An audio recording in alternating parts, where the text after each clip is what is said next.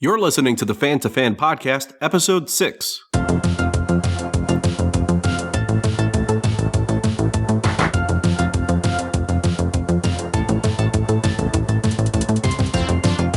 Welcome to the Fan2Fan Podcast. I'm your host, Bernie Gonzalez, and today's episode is all about Deadpool. With the DVD and Blu-ray coming out today, I thought I'd take an entire episode just to focus on the Merc With A Mouth. Deadpool. Quite the history. I'm just going to go over some of the big bullet points here. He made his first appearance in New Mutants number 98. That was back in February of 1991, created by Rob Liefeld and Fabian Nicieza. Since then, he's been in quite a few titles, some X-Men titles, some of his own, lots of cameos. Deadpool himself has regenerative healing factor, very similar to Wolverine, master martial artist, swordsman, marksman, but above all, his number one skill is probably his mouth. He's talkative, he's sarcastic, and he also breaks the fourth wall. So basically, he's talking to the audience and very self-aware of the fact that he's a fictional comic book character. He made his first movie appearance in the 2009 20th Century Fox production of X-Men Origins Wolverine. So Wolverine was a prequel / spin-off focusing on Wolverine. And in the movie, he ends up working with a group called Team X. And they're a group of mutants that include different characters from the comics and also Deadpool. Except in this version, he starts off as Wade Wilson, is played by Ryan Reynolds. And it's not until the end of Wolverine that we actually see Wade Wilson become Deadpool. Or at least a version of Deadpool. You see, the version in X-Men Wolverine's origin is not the Merc with a Mouth that we know in the comics. It wouldn't be until 2016 that we would get Deadpool the movie. That was released on February 12th of 2016. And again, 20th Century Fox. And it starred Ryan Reynolds as Deadpool this time in his full glory. The movie was directed by Tim Miller. Deadpool was his first outing as a full-on feature film director. In 2014, they did some test footage, and that was leaked just to see if they could actually transition Deadpool in his full glory to the big screen, and it worked. It was received with overwhelming response. Fans loved it. If you're listening to this podcast, you're probably aware of who Deadpool is, and we're probably in the theater once, if not a few times, to watch the movie along with the many masses that came out in droves to see Ryan Reynolds play Deadpool on the big screen. Enough to make over $750 million. Actually, I have to check the figures here. I think it may be over $760 million now. It's the number one R-rated movie in history. It's number one X-Men movie in the franchise as far as box office is concerned. In full transparency, and don't take this in the wrong way, I am not a Deadpool fan. I've never really liked him in the comics. He never really appealed to me. Initially, when he came out in X-Force, he came out as a villain, and then he sort of transitioned into the anti-hero, let alone the character he is today. He's never had that much of an appeal to me aesthetically, and the Merc with a Mouth thing, it's a little too one note for me, just being honest. But you can't go past the phenomenon that is Deadpool, not only in the comics, but because of this movie. So I thought I'd bring in two true fans of Deadpool, starting off with Andre Walker. He's a great friend, also a big fan of movies, TV, comics, and making his first appearance on the show is Chris Stevenson, also longtime friend of mine, but he is an Uber fan. I don't know that there's a convention out there that he has not attended. He's a fan. So I thought I'd bring them both in and talk about Deadpool.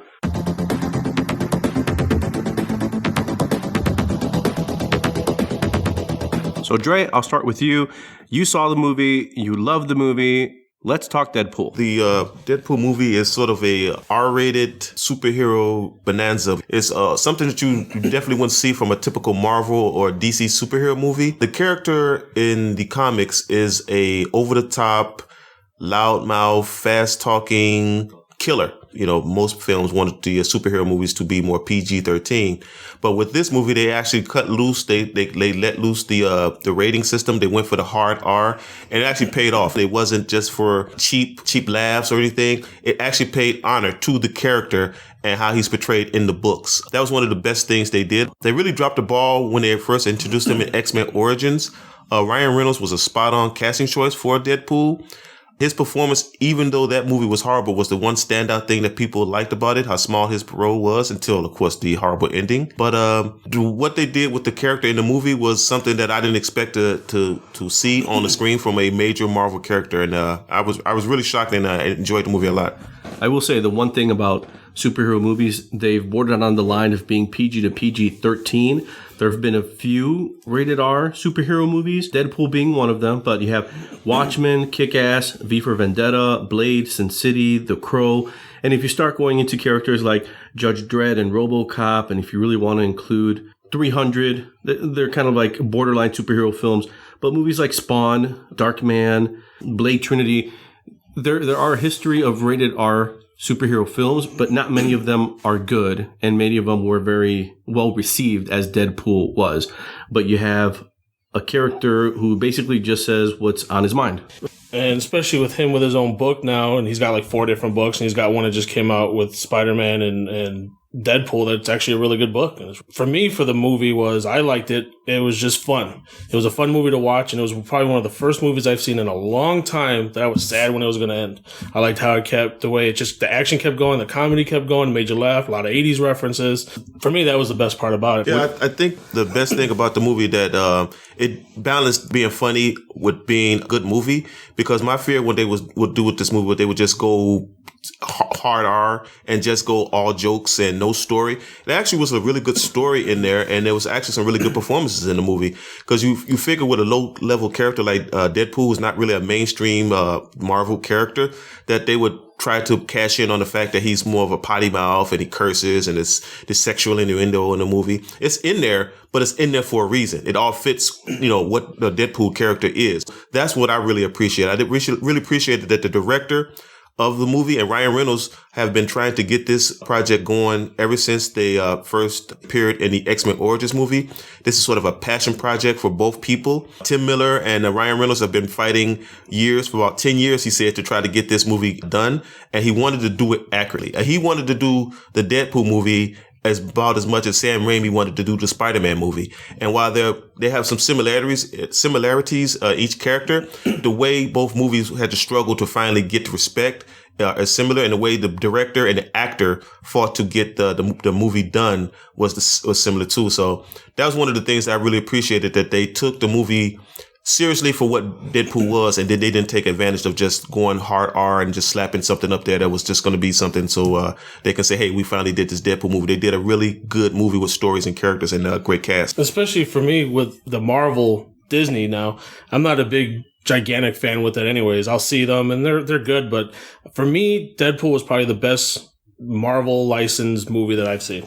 I just enjoyed it. And I'm not a gigantic Deadpool fan. I never really read the books or anything like that. I knew of his origins because of the movie with Wolverine, but for me, it got me reading the books. I never read the books, and now I'm reading this, like I said, this Spider-Man Deadpool one, and it's good. I'll say it's interesting, because you said the Wolverine origin thing. I didn't know much about the character, but I will say through that movie, the disappointments were there were a lot of disappointments. They really didn't give you Deadpool the way he was in the comics. You just got Wade Wilson. He was never in the classic costume. And I know that it doesn't have to be a direct translation from the comics to the movies, but they never even attempted it. They basically just put him in like military gear and gave him 2 swords. They didn't give him his potty mouth. They didn't let him be the Merc with a Mouth in that one. Ryan Reynolds definitely has charisma, and he has attitude in that movie, but he's not the Merc with a Mouth that he got before. I don't know anything about him having powers beyond, the regenerative ability and maybe super strength and speed, but in Wolverine Origins, he just basically stole the powers from Cyclops. So that was something that I'd never heard of before. His personality was erased with mind control. So it was just a lot of different things that just kept throwing on top of the character that made it so that you weren't watching on screen the Deadpool that was in the comic. So it wasn't until this Deadpool movie came out that they seemed to finally go back and like retcon Deadpool after they themselves screwed it up. The thing with the Wolverine Origins movie was that I believe if I'm correct, they shot the beginning part with Ryan Reynolds and with him as Wade Wilson as the pseudo Deadpool thing. And what happened was the studio was upset with the ending, because the original director, Gavin Hood, I believe that's his name. Yes. He was one of the director who was more from indie films, and he wanted to do Wolverine as somebody who was dealing with PTSD. And the studio was kind of like, yeah, we don't really want a sad, depressing superhero movie. And the ending, I guess the ending was really, really dark and really, really tragic. And the studio said they wanted to punch it up. So they made these reshoots and they reshot the ending, and they did the whole thing with Deadpool took absorbing powers and he took Cyclops' powers and all this stuff. And if I'm correct, the actor who played the Baraka, which everybody refers to him as Deadpool, was not actually Ryan Reynolds. It was, I think, the martial artist named Scott Adkins. So they didn't even get Ryan Reynolds to do the reshoot. So they just slapped that thing together at the end. If you look at the ending, the CG is horrible. That really just destroyed any faith and likability for that movie and the character. But Ryan Reynolds' initial performance in Origins in the beginning gave people hope, because even though he didn't have the messed up face, he didn't have the costume, he had the persona, and it was a PG-13 movie. He had the charm and persona to bring it out. And we knew that if done right, he could be a good Deadpool if they ever did a movie. And he showed us a little bit of that in Blade Trinity, where he was Hannibal as part of the Night Stalkers, and you saw Ryan Reynolds in a different light. Outside of being pretty bulky, pretty built for that movie, he had that personality when you could see the Merc with a Mouth coming out of Ryan Reynolds. Well, you can see that back when he did Van Wilder. He had that smart-ass comments and all that kind of thing. So, and in the movie, in Wolverine Origins, you can see it. He just couldn't use the language. So you can see he was a smart-ass, but he was more sarcastic. So this way here, I'm just glad he had the passion for it. And I think that's one thing that I'll say is he had the passion to get this movie where it should be. Unlike sometime comic book movies come out there and it's a cash cow. They actually just, we're going to make it because people want it. Yeah, that was I think Tim Miller, the director, deserves a lot of credit for that. Maybe because he's a first-time director. He worked at Blur Studios and did a lot of cinematics for Blizzard, and I think he did the DC Heroes cinematic trailer. If you ever see that, that's where he got his first. That's where DC first took notice of him. Blizzard were the folks who created Warcraft. Yeah, but he did DC actually did their online game, and they wanted to promote that too. It was pretty similar. It's pretty much Warcraft, but with DC Heroes, and they wanted a cinematic trailer to do that, and he directed the cinematic trailer. It was outstanding. It was really a kick-ass trailer, and that's what got him noticed from other studios that maybe he could be a film director. And he had a passion to do this movie and do it right because he was a fan of the character, and he hated the X-Men Origins movie too. He fought to try to get this thing done. And then a couple of years ago, they released that CG trailer to what they wanted to do with Deadpool with Ryan Reynolds in it. And it blew up the internet. Everybody was talking about it. Everybody loved it. Everybody says, I don't care if this guy is a first-time director and he only directed CG films. Let this guy get a shot, because he apparently knows exactly who Deadpool is and what Deadpool's all about. And like you said, Chris, I wasn't a big Deadpool fan either. I know of Deadpool. I know he's with the X-Force, and I know the whole controversy behind him with the whole Deathstroke, the Terminator thing, the lawsuit with DC, and how he was just basically brought in there to be sort of a, not knockoff, I don't want to say, but a clone of Deathstroke. So I like Deadpool. I wasn't a huge fan of Deadpool, but the movie really took it to the next level and made me a huge fan of Deadpool. And just goes to show what Tim Miller did, and the performances by Ryan Reynolds. Plus, a really shout out to the cast too. The rest of the cast was also great in the movie. T.J. Miller, who I'm a big fan of. He does a lot of voice work and he does a lot of comedies and everything. He was outstanding as his sidekick friend. He's also really funny in Silicon Valley. He's really funny. Silicon Valley. He was funny in Big Hero 6 and How to Train Your Dragon. He really brought that to it, and it wasn't forced. That was the thing that really I kept waiting for the other shoe to drop with the Deadpool movie. That okay, they're gonna have there were a couple of jokes here to miss here and there, but it wasn't like, okay, this is just feels like you guys just wrote a whole bunch of jokes and you're going to ad-lib it. These jokes were well written. They were placed at the right spot. And the biggest thing they were able to do is they controlled themselves with the fourth wall breaking scenes, because that's one of Deadpool's trademarks, is that he actually knows that he is in a comic book and he's a fictional character. If you get that to a really bad director, that could be really annoying, that the guy talks to the camera sort of like a Ferris Bueller and trying to play off of that. But it was handled well, and it just made the movie even better. I'm just going to interrupt the conversation here ever so briefly and remind you that the Fan2Fan Podcast is available on iTunes, Stitcher, TuneIn, and Overcast. You can check out the website, fanpodcast.com, for new and archived episodes. If you're on iTunes, please rate and review. I would greatly appreciate it. It'll get it on the radar for other folks and other fans so they can discover the Fan2Fan Podcast. And now, on with the show. It's made over $750 million so far, and it's done that with an R rating, without 3D, and without the benefit of a big Chinese payday. A lot of movies are coming out in China now, and that's helping to really bulk up their worldwide gross. But Deadpool has been able to do that. It's already gone over Matrix Reloaded, which was behind it as one of the R-rated movies, and it just keeps building. So it's not going to be a surprise when it makes a shit ton of money when it's released on Blu-ray and DVD. So I actually ordered the Steelbook from the UK because I like that one better than the one from the US.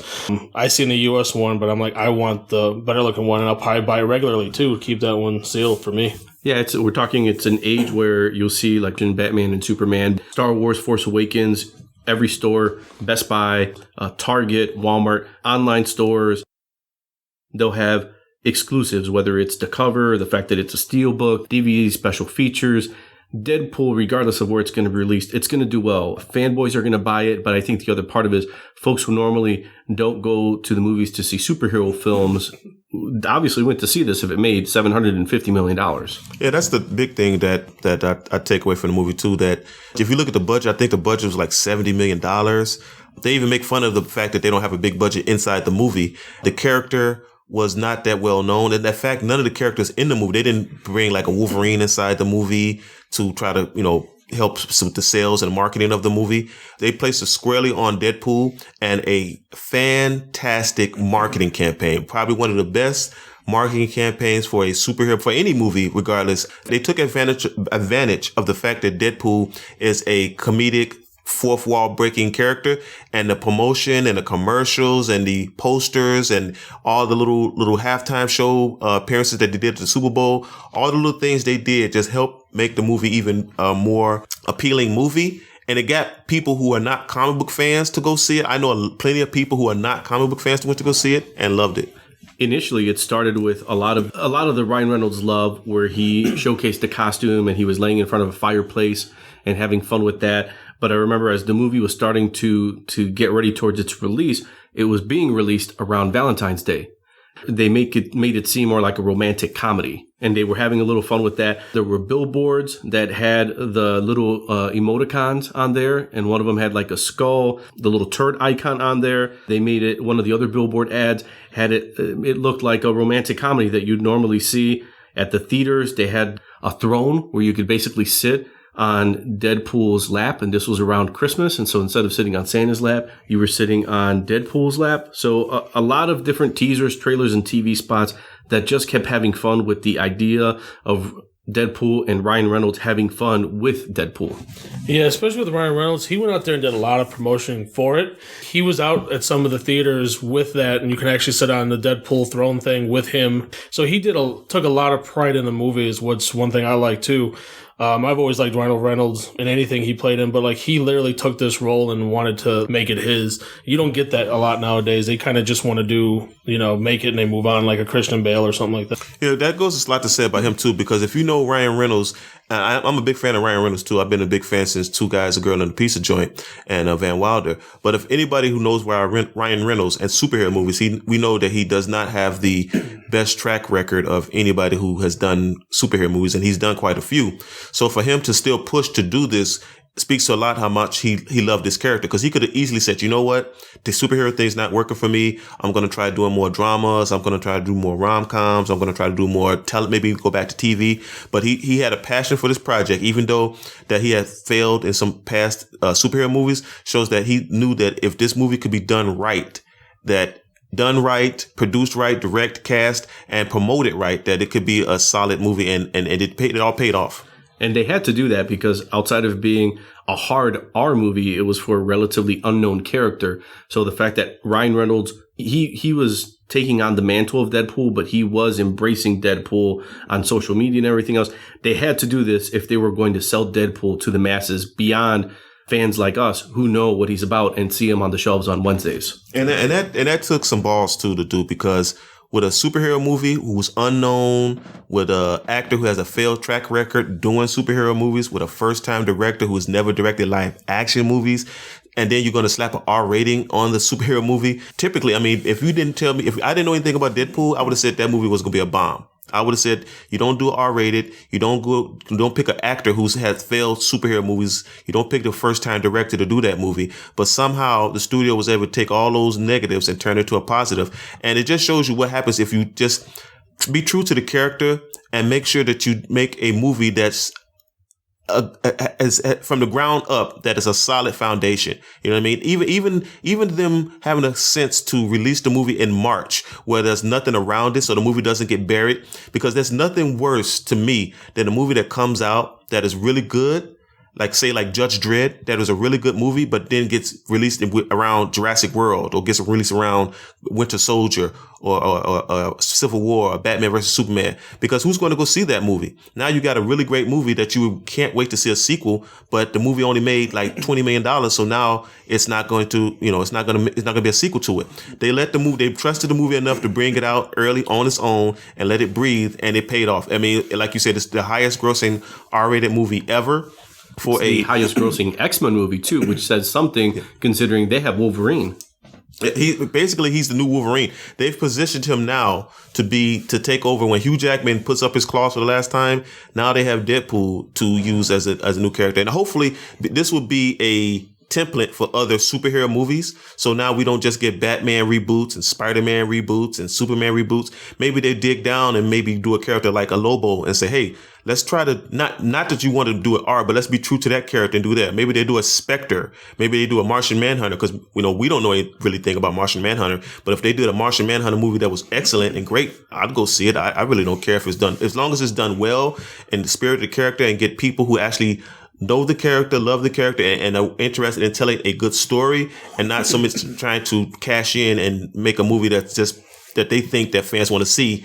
Make a movie that fans really actually want to see. One thing also with the character, you had to do it in R rating for the fans. I mean, we all go to Comic-Cons all year. I go to a ton every year, and besides Harley Quinn, Deadpool's probably the next most biggest cosplayed player easily.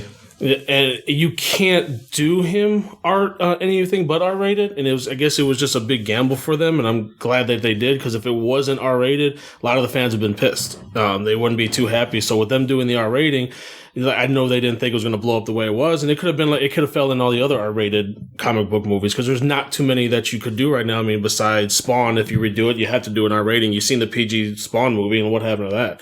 The cartoon the animated was better for Spawn, and it just went balls out crazy. So if you did it anything besides R rating, it would have probably bombed. And it's funny you said the cartoon, because we've seen Deadpool in animated form, and it's been the restrained version of Deadpool, where he's had some fun, and he's had some fun with Spider-Man.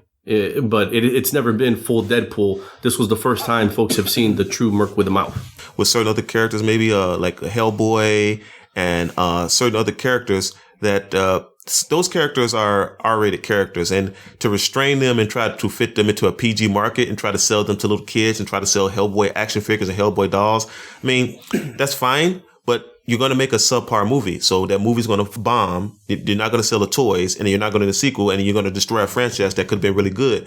And I'm not saying that every movie should be R-rated. Like Batman and Superman we talked about earlier. Now they're going to come out with an R-rated version on DVD, which makes no sense because there's no reason to have an R-rated Superman movie. And then they're talking about doing a Lobo movie, which I'm all for, as long as they do it do it well and try to pay homage to the character, not just try to cash in on what Deadpool did. Which is going to be what DC's going to do. They're going to try to basically make Lobo their version of Deadpool. Yeah. And they're probably already in the Suicide Squad movie. I wouldn't be surprised if they used some of the template of Deadpool with Harley Quinn, and they're just going to keep ramping that up. But Lobo gives them a new chance to take a character who's completely unknown to folks and just say, you know what Deadpool did, we're just going to do that. And throw in some elements of Guardians of the Galaxy. I mean, that's what just like what you said, the Suicide Squad movie, from what I know of the Suicide Squad movie, it's an R-rated book. I mean, they're called the Suicide Squad. Certain characters die. I mean, that's the whole purpose of the Suicide Squad. So the books are pretty mature when they show people getting killed and they replace them with new characters. So you're probably going to get a PG version of that movie. I don't know how it's going to play out, but to me, that if you're true to the book, if the book was an R-rated book, then have the confidence to do an R-rated book. Don't try to cram a R-rated character into a PG market. And I think Fox deserves some credit for doing that. And hopefully we'll see more characters who are true to themselves, being R, PG, or whatever they are, and maybe taking some risks and maybe doing some characters who are not Batman and Superman and Spider-Man. And we'll see some more interesting characters being developed. So you guys saw the movie in the theaters. Speaking of fans and the audience in general, what was the audience reaction like? Well, from when I went the next day after it came out. I went on actual Valentine's Day, and it was huge. People were laughing. People were having fun. The younger crowd didn't get some of the 80s jokes. They didn't understand the wham and all that kind of stuff. They didn't get that. But a lot of our generation, and me and Dre know a lady that's, Clarice is in her 70s now? She loved it, and we didn't think she'd like it, but she watched it and loved it. So being able to watch it with a bunch of people and appreciate it. But like I said, a lot of kids didn't kind of get it. There was kids behind us saying, what? I don't get it. But people loved it. Like, people were laughing. They were having fun with it. Some people clapped at the end. Yeah, I saw it the opposite. I saw it like weeks later because I could get a chance to get the days off to go see the movie. And even though I saw the movie weeks later, the theater was still pretty solidly packed. That's another thing, too, about the movie that was really good that you don't see every day no more. Word of mouth. Deadpool was the old school throwback word of mouth movie that you go see it and you go tell your friends to go see it. Oh, it's amazing. You go see it and they tell another friend to go see it. That's the way I used to like to see movies. I like to hear that somebody went to go see this movie and they tell me, Dre, you need to go see this movie, and it was great. That really pushed the box office totals for Deadpool because everybody went to go see it, told everybody else to go see it because it was so great. You don't see that enough with movies anymore. You see people who go see movies and they see it and it's like, yeah, I saw it just to see it. It's like Star Wars. I love Star Wars, but Star Wars was mostly an event movie and it wasn't a movie that people were going to see Star Wars regardless. You don't see these movies made that people just like, man, I was blown away. I did not expect to see this movie. I did not expect to see this movie to be this good. We need to go see it again and we need to tell other people to go see it because it was so great. Everyone just uses Rotten Tomatoes as their guide now. They don't think of it themselves. They just, whatever Rotten Tomato says, that's what they go by, or whatever it is. They don't form their own opinion anymore. The word of mouth. It's whatever everyone says online, and everyone uses Rotten Tomatoes as a guideline.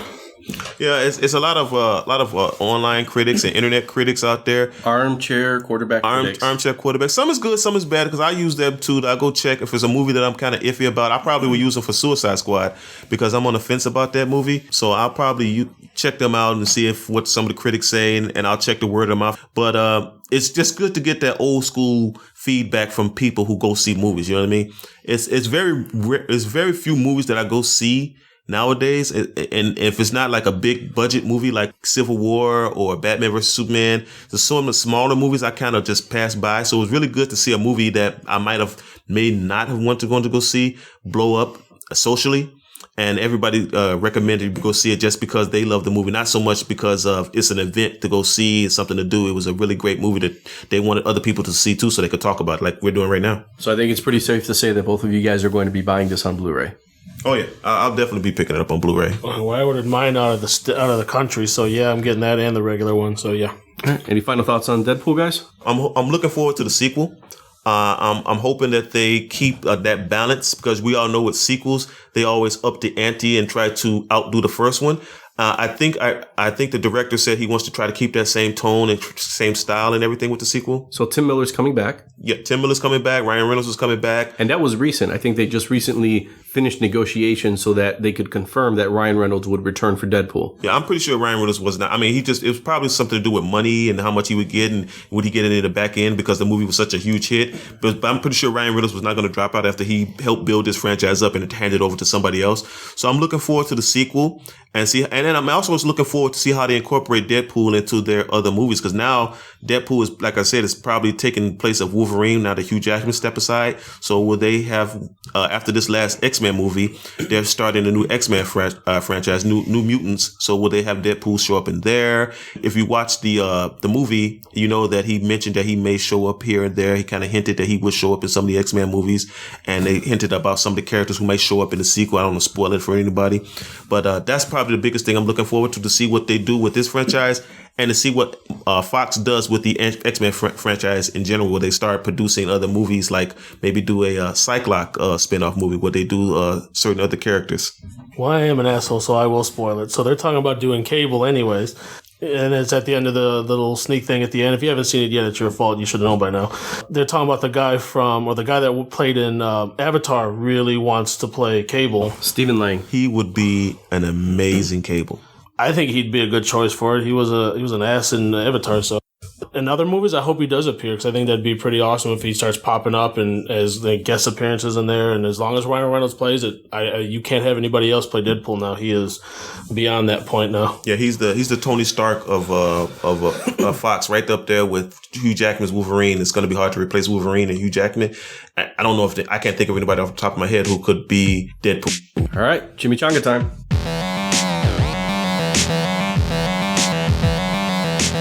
And that's the end of this episode. I want to thank Andre and Chris for joining me. I didn't see Deadpool in the theaters.